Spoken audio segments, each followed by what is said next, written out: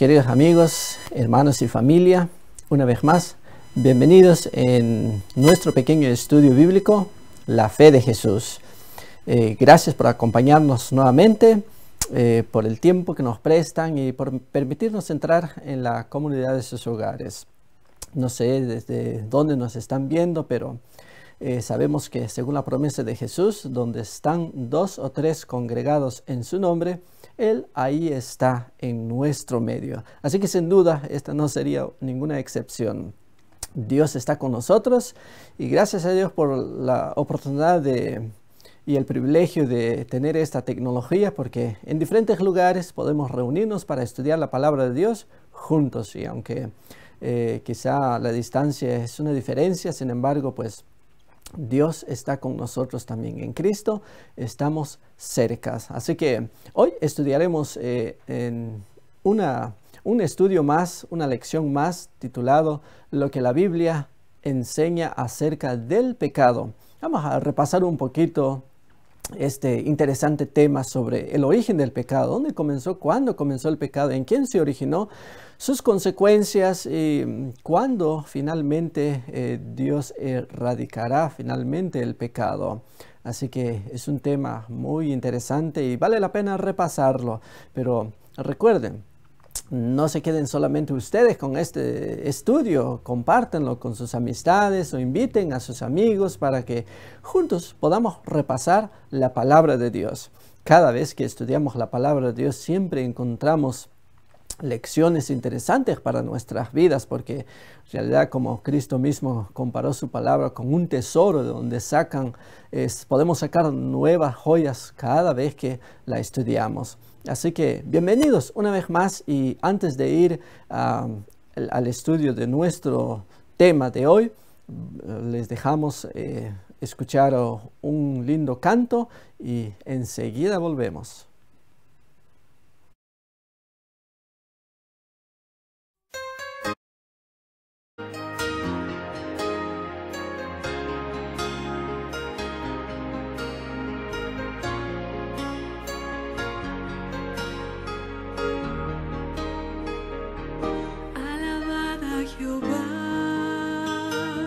Porque es bueno cantar salmos a nuestro Dios. Alabad a Jehová, porque suave y hermosa es la alabanza. Alabad a Jehová, porque Él es Dios fuerte y poderoso. Alabad a Jehová, es el que exalta a los humildes, es el que sana mi corazón quebrantado, el que venda las heridas de mi alma, me levanta cuando estoy caído, hasta que pueda llegar al día final. Alabad a Jehová, porque es bueno cantar salmos a nuestro Dios. Alabad a Jehová, porque suave y hermosa es la alabanza. Alabad a Jehová, porque Él es Dios fuerte y poderoso. Alabad a Jehová, es el que exalta a los humildes, es el que sana mi corazón quebrantado, el que venda las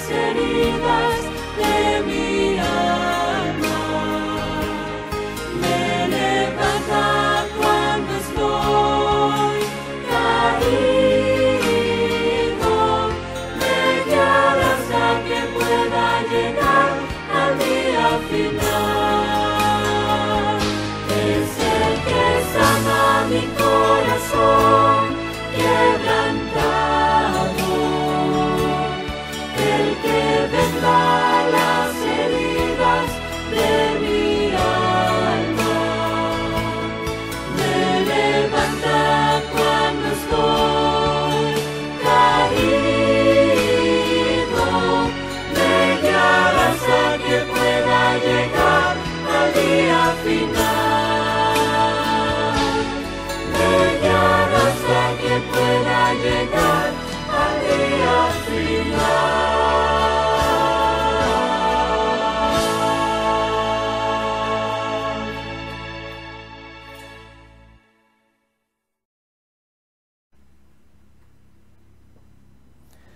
Muchas gracias por continuar con nosotros. Y ahora les invito a inclinar el rostro para orar y pedir la bendición de Dios sobre el estudio de su palabra. Oremos.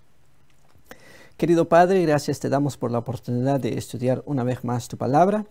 Quiero pedirte una bendición especial, Señor, sobre cada uno de nuestros amigos y hermanos y familia, quienes se han unido con nosotros para estudiar tu palabra. Donde quiera que se encuentren, que tu paz y tu bendición sea con cada uno de ellos.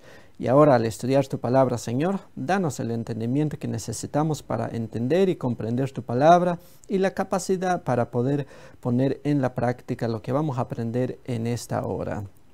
Quédate con nosotros y perdónanos de nuestros pecados. En el nombre de Jesús. Amén. Muy bien.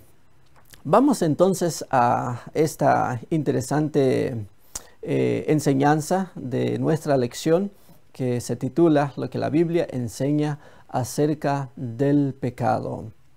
En realidad, cuando hablamos y estudiamos este tema, realmente es un misterio. No se puede explicar del todo cómo fue que surgió el pecado.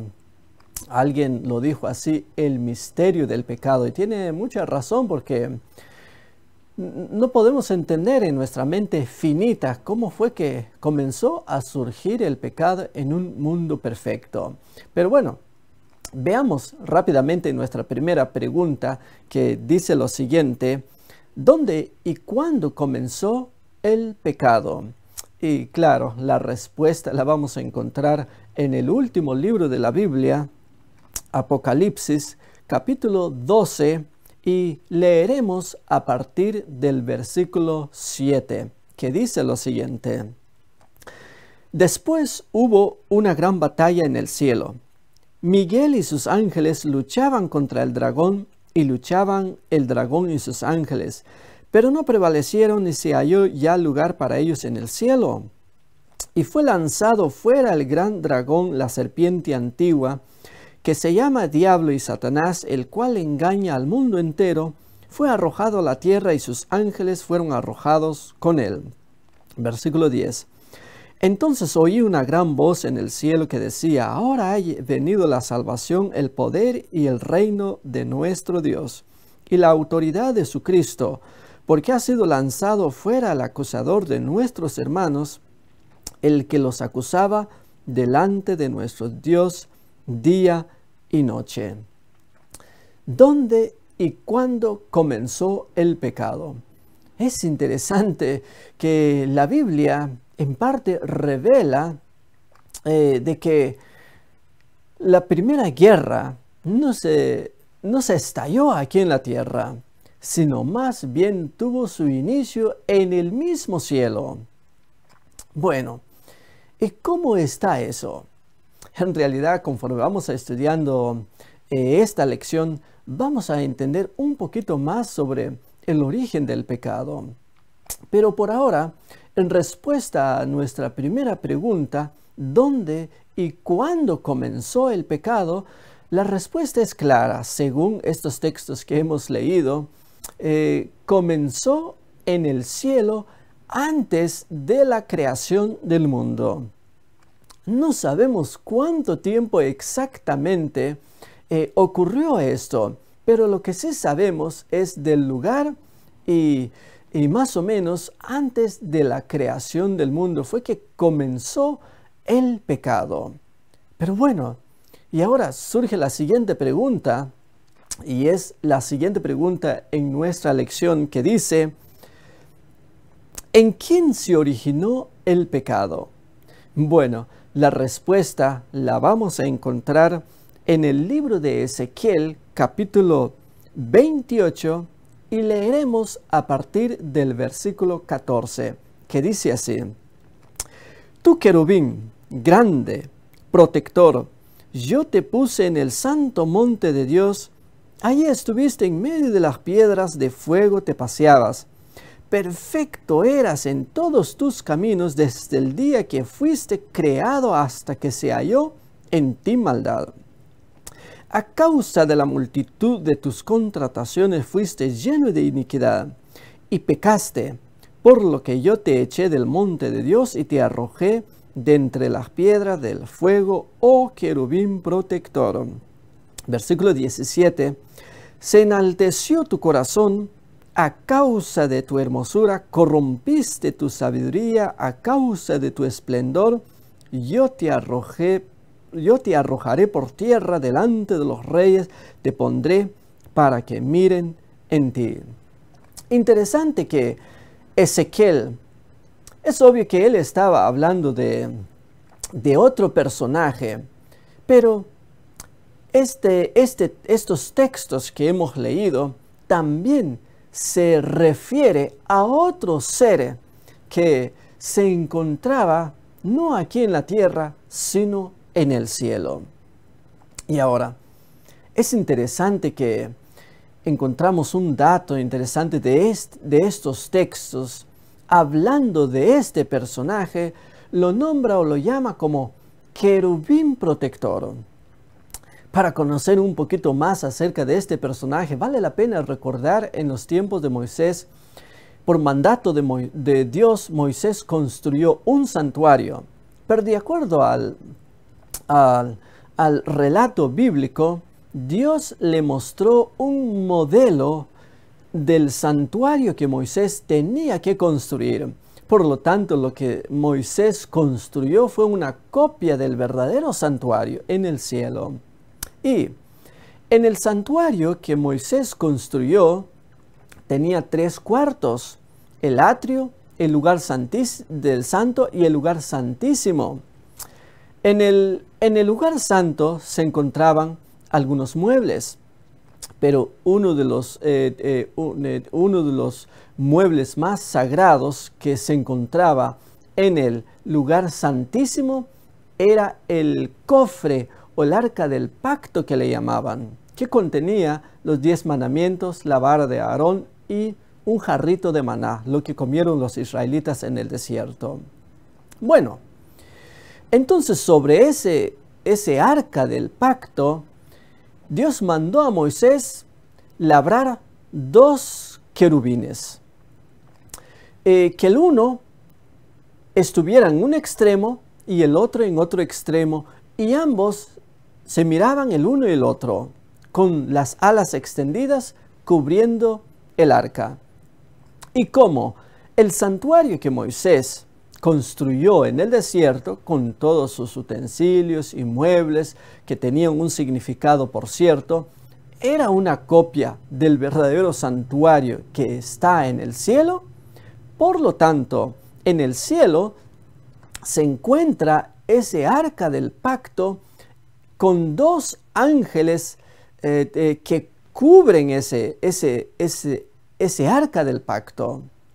Por lo tanto, este ser que Ezequiel menciona en su libro es nada menos uno de los 2 que cubren el arca.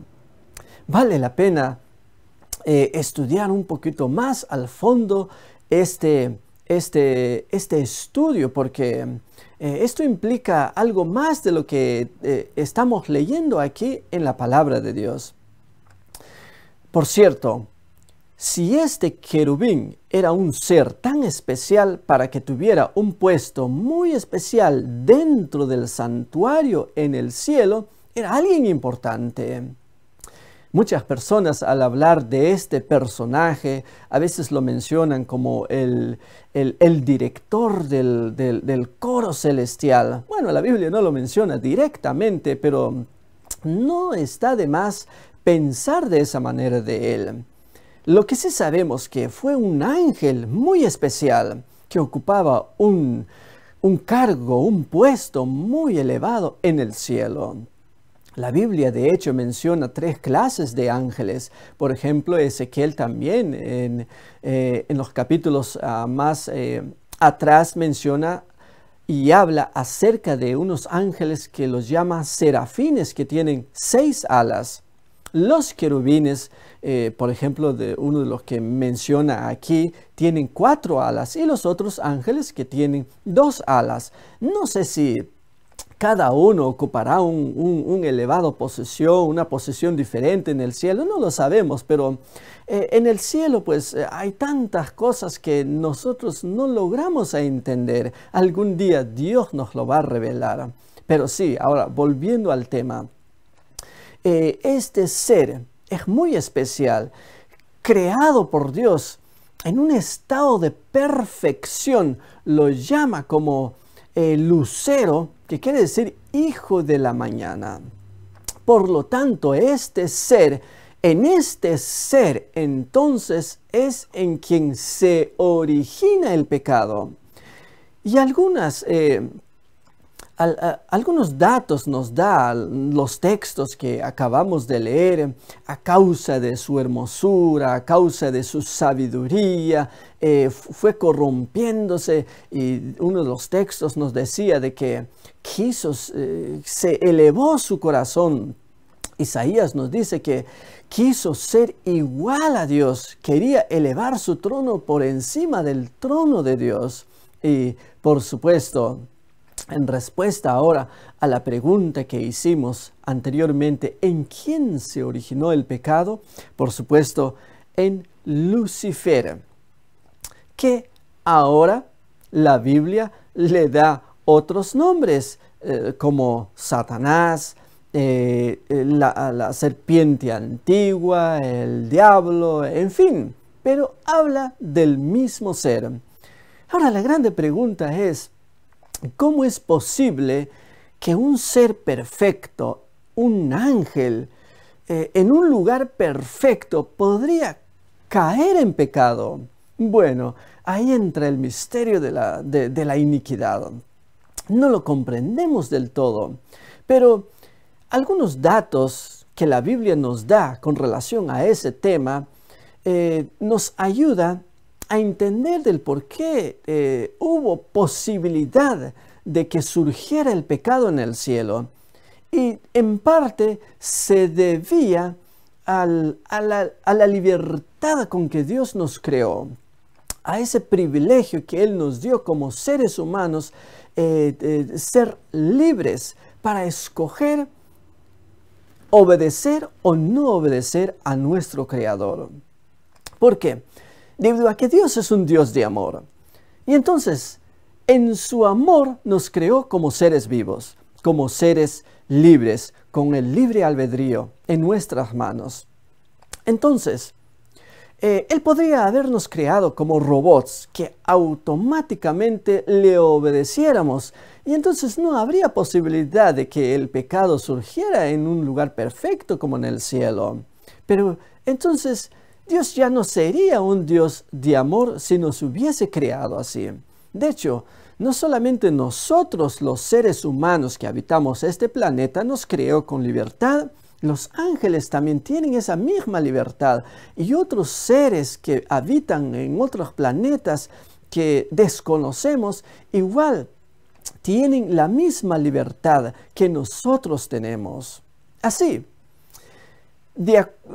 porque Él nos creó con libertad, con esa libertad que nos dio, en las manos de Lucifer comenzó a convertirse en una maldición, porque comenzó a albergar sentimientos de orgullo, pensamientos de superioridad, en fin, lo que lo llevó a pecar contra Dios. Su pecado fue gradual.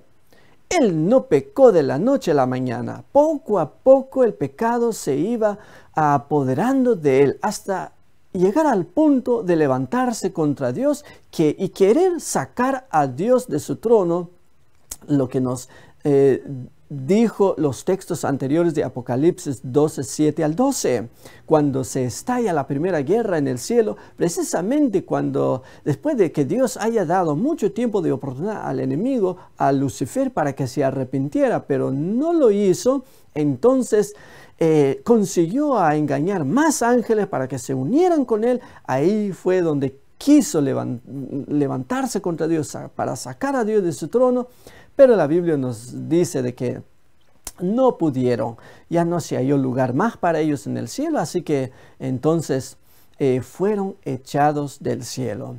Así fue como comenzó el pecado en el cielo, originándose en un ser perfecto, debido a que tenía la libertad de obedecer o desobedecer. Así permitió que él albergara esos pensamientos malos y de orgullo, de vanidad en su corazón, y fue lo que lo llevó a la ruina. Interesante. Pero ahora vayamos a nuestra siguiente pregunta. ¿Qué señal de obediencia dio Dios a Adán y Eva? Ahora nos trasladamos a la tierra cuando Dios creó a los primeros seres humanos. Y la respuesta la encontramos en el libro de Génesis capítulo 2 y verso 15 hasta el 17. Dice así: tomó pues Jehová Dios al hombre y lo puso en el huerto de Edén para que lo labrara y lo guardase. Y mandó Jehová Dios al hombre diciendo: de todo árbol del huerto podrás comer, mas del árbol de la ciencia del bien y del mal no comerás, porque el día en que de él comieres, ciertamente morirás. ¿Qué señal de obediencia dio Dios a Adán y a Eva? Bueno, al trasladarnos ahora aquí en la tierra, cuando Dios creó a este mundo y a los primeros seres humanos, los colocó en un lugar muy bonito, para entonces ya existía el pecado. Ya existía un pecador que se trajo miles de ángeles del cielo. Y entonces, seguramente el enemigo estaba viendo a Dios ahí con Jesús creando a un nuevo planeta, a otros seres vivos sobre este planeta. Y entonces me imagino que él comenzó a planificar cómo hacer caer estos nuevos seres humanos sobre la tierra. Y por supuesto, después de que Dios creó a los primeros seres humanos y en un lugar bonito y perfecto, en un estado de perfección, porque Dios creó a Adán y a Eva perfectos también, así como creó al enemigo, al Lucifer en el cielo, quien más después se convirtió en enemigo de Jesús. Ellos también tenían esa libertad de obedecer o de desobedecer a Dios.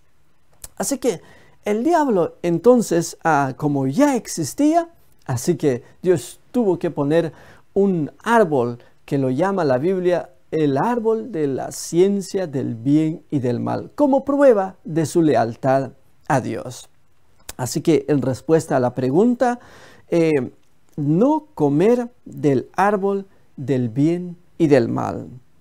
Ahora, la siguiente pregunta: ¿en qué consistió el primer pecado? Continuemos en el capítulo 3 del mismo libro de Génesis y leeremos a partir del versículo 1, que dice así: pero la serpiente era astuta, refiriéndose a Lucifer, que para entonces ya se había convertido en Satanás o el diablo, y con otros nombres que le da la Biblia, más que todos los animales del campo que Jehová Dios había hecho, la cual dijo a la mujer: ¿con qué Dios os ha dicho no comáis de todo árbol del huerto? Y la mujer respondió a la serpiente: del fruto de los árboles del huerto podemos comer, pero del fruto del árbol que está en medio del huerto, dijo Dios, no comeréis de él, ni le tocaréis para que no muráis. 5. Entonces la serpiente dijo a la mujer: no moriréis, sino que sabe Dios que el día que comáis de él serán abiertos vuestros ojos y seréis como Dios, sabiendo el bien y el mal. El versículo 6, y vio la mujer que el árbol era bueno para comer y que era agradable a los ojos y árbol codiciable para alcanzar la sabiduría, y tomó de su fruto y comió y dio también a su marido, el cual comió así como ella. ¿En qué consistió el primer pecado? Bueno, estos textos son los más tristes de la Biblia, porque antes todo era maravilloso, pero como ya existía un enemigo, ahora se disfraza del animal más bonito. Para entonces Dios no había creado una serpiente como la conocemos ahora. La serpiente hoy es el fruto de la maldición de haberse dejado usar por el enemigo. Entonces, para entonces era una criatura hermosa, la más hermosa que Dios había creado. Algunos textos hacen referencia a ello en Isaías, de que la serpiente volaba.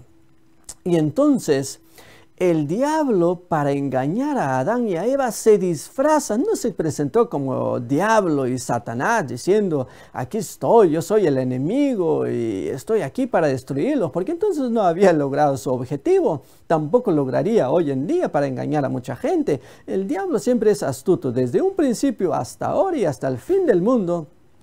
Siempre se disfrazará para engañar a la gente. Se disfraza de religiones, de doctrinas, de tantos vicios, en fin, aparentando un interés tan grande por el bienestar de la gente. Pero al final, una vez que logra entramparnos, nos abandona para morir solos. Así que se disfraza y entonces entra en comunicación con Eva y le dice: con que Dios os ha dicho, no comáis de todo árbol. Y ahí sembró duda en la mente de Eva. Y entonces logró su objetivo. Así que, pero en respuesta a nuestra pregunta, ¿cuál fue el primer pecado? ¿En qué consistió el primer pecado? Bueno, en desobedecer a Dios. En desobedecer la palabra de Dios. Adán y Eva tenían que confiar en la palabra de Dios. Si Dios les dijo que no podían, no debían haber comido el fruto del árbol prohibido. Pero el diablo los engañó y logró que cayeran en el pecado. Y ahora, desde entonces de la caída, el pecado ha hecho estrago en nuestro mundo. La muerte, el temor, el sufrimiento inmediatamente aparecieron como consecuencia del pecado. Y todo ello no era parte del plan de Dios para la vida del ser humano en este planeta. Pero tristemente en Adán todos estábamos ahí pecando con él. Así que por eso, como herencia, él nos dejó la muerte, el sufrimiento, la tristeza que enfrentamos en este mundo. Pero continuemos con nuestra lección. Ahora, ¿qué es pecado? Bueno, la Biblia nos da una respuesta interesante en la primera carta de Juan, capítulo 3 y verso 4, que dice así: todo aquel que comete pecado infringe también la ley, pues el pecado es infracción de la ley. ¿Qué es pecado? Si yo te preguntara a ti, mi querido amigo y que nos estás viendo, no sé en qué lugar, si tuvieras que dar una definición del pecado, ¿cuál sería tu definición del pecado? La mayoría de las personas a quien yo hago esta pregunta generalmente dicen: bueno, pecado es hacer cosas malas.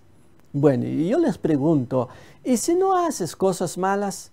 Y inmediatamente me responden: entonces no soy pecador. Bueno, la Biblia tiene una respuesta completamente diferente a esta pregunta. ¿Qué es pecado? Si leemos el texto detenidamente, veamos otra vez, por ejemplo, ese texto que leímos anterior. Dice: todo aquel que comete pecado infringe también la ley, porque el pecado es infracción de la ley. Ahora, el pecado no es solamente infracción de la ley, dice también es infracción de la ley. Significa que antes el pecado es más que infracción de la ley. Porque si solamente fuese infracción de la ley, entonces solo me convertiría yo en un pecador si yo cometo un error grave. Si robo, por ejemplo, entonces soy un pecador. Y si no robo, pues no sería un pecador. Pero como el pecado es infracción también de la ley, por lo tanto, El pecado es más que infracción de la ley. Antes de que uno cometa el pecado ya está en nuestro ser. Nosotros por naturaleza somos pecadores. Nosotros no necesitamos hacer cosas malas para ser pecadores. Basta nacer y ya somos pecadores.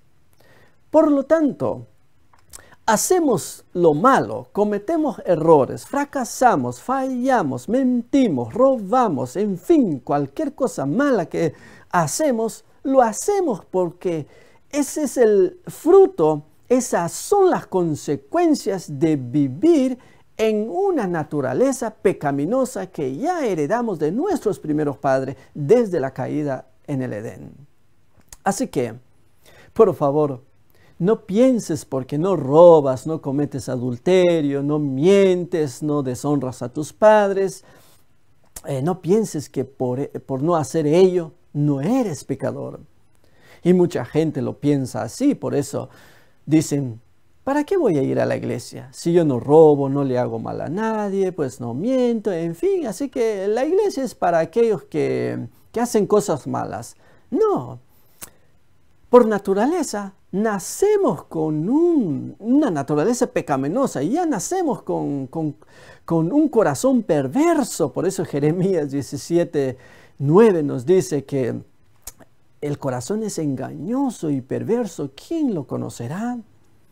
Así que, aunque usted literalmente no hace cosas malas, eres un pecador. Necesitas de la gracia salvadora de Cristo. Y si cometes errores, también eres un pecador, porque todos somos pecadores. Así, pero también, aparte de ello, es infracción de la ley también. Ahora, esto es interesante. Yo sé que más adelante vamos a estudiar un tema sobre la ley, debido a que mucha gente se confunde con la vigencia de la ley. Creen que la ley ya pasó de moda, ya no tiene valor ahora. Ya estamos en el Nuevo Testamento, dicen algunos, ya estamos bajo la gracia, no bajo la ley. La ley ya no sirve. Pero aquí nos dice de que el pecado es infracción de la ley. Si decimos que ya no existe la ley, ¿cómo llegaríamos a definir el pecado sin ley? Bueno, más adelante vamos a estudiar un poquito más acerca de ese tema, porque es interesante también. Pero por ahora, ¿qué es pecado entonces? Bueno, vamos a poner como respuesta infracción de la ley. Pero recuerda que es más que infracción de la ley. Vayamos a la siguiente pregunta. ¿A quién se somete el pecador? Bueno, leamos el versículo 8 ahora del mismo libro que hemos leído, de la misma carta de Juan, 1 de Juan 3:8. El que practica el pecado es del diablo, porque el diablo peca desde el principio. Para esto apareció el Hijo de Dios, para deshacer las obras del diablo. ¿A quién se somete el pecador? Esta respuesta que nos da la palabra de Dios es directa y fuerte. Dice que el pecador, el que practica el pecado, se somete al diablo. Porque el diablo peca desde el principio, dice. Pero gracias a Dios que el asunto no queda ahí. Para esto, dice Juan, apareció el Hijo de Dios para deshacer las obras del diablo. Pero es interesante porque Dios mira a los seres humanos divididos en dos grupos nada más en esta tierra. Porque los seres humanos a veces creamos confusión. Mucha gente está confundida hoy en día si a qué iglesia asistir, cuál doctrina es la mejor, si estar en esta iglesia es ser salvo, si ir por allá no, en fin. Y unos y otros a veces se critican. Pero cuando leemos en la palabra de Dios, en realidad descubrimos que el mundo solamente está dividido en dos grandes grupos. Cristo lo dijo de esta manera: el que no es conmigo, dice, contra mí es. El que conmigo no recoge, desparrama. O estamos con Cristo o estamos contra Cristo. No existe aquello de iglesia A, iglesia B, iglesia C, que los de la iglesia A son los salvos, la iglesia Z son los perdidos. No. El verdadero cristianismo consiste en estar con Cristo. No estar en una organización nada más, en una iglesia nada más, sino estar con Cristo. Porque solamente existen dos grandes comandantes en esta tierra, dos grandes jefes, Cristo y Satanás. No existe término medio, no existe otro grupo, un tercer grupo, solamente existen dos grupos, existen dos grandes iglesias, dos jefes, dos comandantes, Cristo y Satanás. La iglesia de Cristo y la iglesia de Satanás. Así que no hay lugar para un tercer grupo. Por eso, si practicamos el pecado, dice Juan, estamos con el enemigo de Dios. Pero si damos nuestra espalda al pecado y nos arrepentimos de ello, entonces formamos parte del grupo de Cristo, de la iglesia de Cristo. Recuerde que no hay aquello que si una iglesia es mejor que otra. La Biblia siempre nos enseña la verdad. Ahora, vayamos a la siguiente pregunta. ¿Cuál es el resultado final del pecado? Como decía anteriormente, desde la entrada del pecado, el pecado ha hecho estragos en nuestro mundo, ha causado sufrimiento, muerte, ha arrancado lágrimas de los ojos de los hijos de Dios, hay sufrimiento por todas partes del mundo. La tierra, el planeta gime, dice Pablo. Entonces, ahora, Pablo nos dice cuál es la consecuencia final del pecado y cómo Cristo resuelve ese gran problema.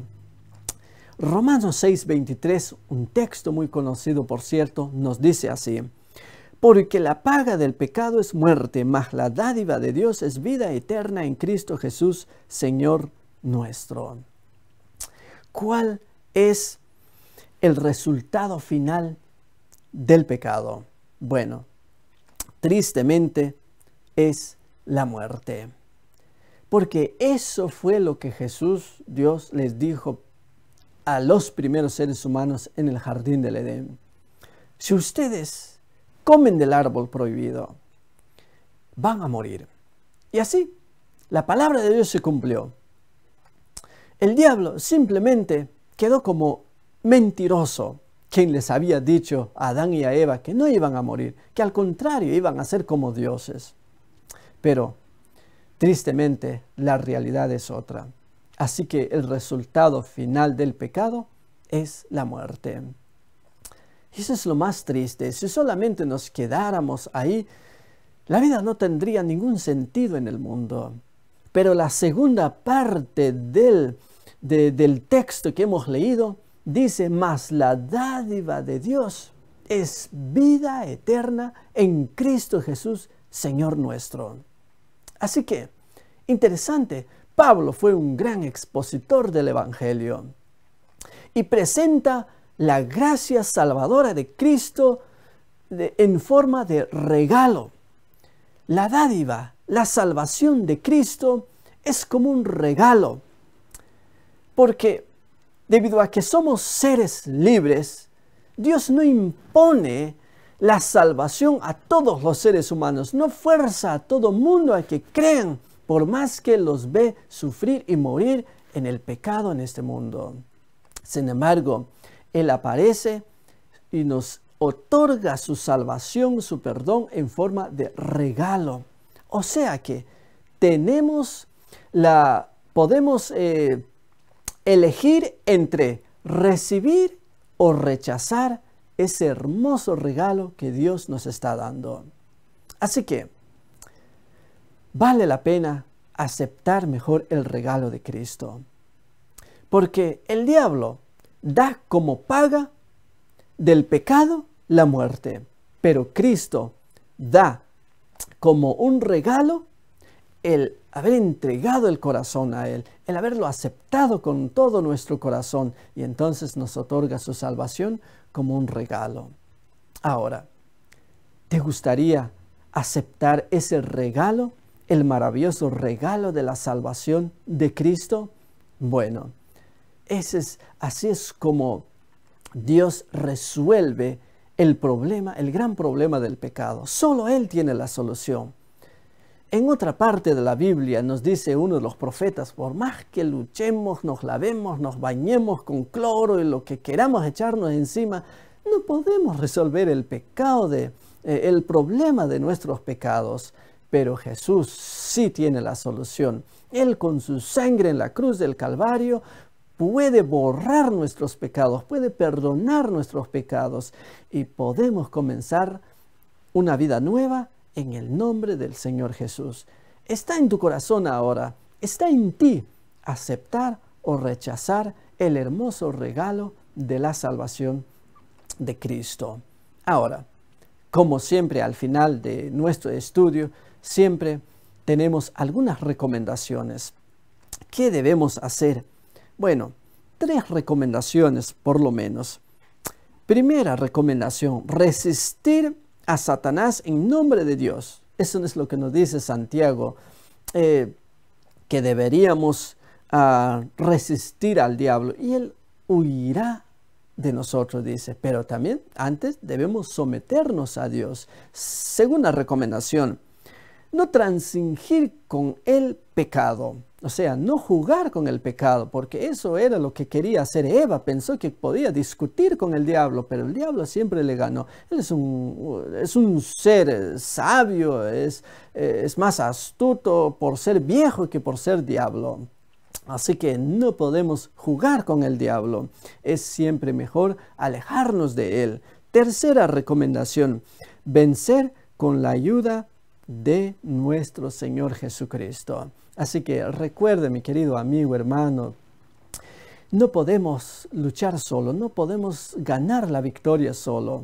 Necesitamos desesperadamente la ayuda de un ser superior a nosotros. Y claro, hablamos del Señor Jesús. Solo Él puede ayudarnos. Así, mi querido amigo, de repente usted ha cometido muchos errores, ha fallado en su vida, como todos nosotros los seres humanos que cometemos errores, fallamos delante de nuestro Dios. Pero recuerde, hay esperanza. Jesús dice que vino a Él a deshacer las obras del diablo. Ahora está en ti y en mí aceptar el hermoso regalo de la salvación que gratuitamente nos lo otorga. Si lo aceptamos con todo nuestro corazón, problema arreglado, estás perdonado. Estoy perdonado y ahora solo está en nosotros esperar la segunda venida de nuestro Señor Jesucristo. ¿Te gustaría aceptar ese hermoso regalo de la salvación de Cristo? Bueno, si te gustaría unirte conmigo para expresar estas palabras de fe, hágalo, que dice así: procuraré con la ayuda de Dios limpiar mi vida de todo pecado. Recuerde, solo lo podemos hacer con la ayuda de nuestro Señor Jesucristo. Si ahí donde estás, de repente estás en medio de luchas, pruebas y dificultades y sientes que no puedes, Filipenses 4:13, Pablo, inspirado por Dios, nos dice: todo lo puedo en Cristo que me fortalece.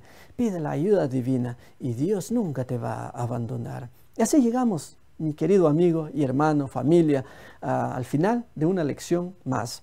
Gracias por acompañarnos y no sin antes invitarte para que te unas con nosotros la próxima semana para estudiar una nueva lección. Será interesante, así que invita a tus amistades para que juntos podamos repasar la palabra de Dios. Que Dios te bendiga ahí donde estás y nos vemos en la próxima lección.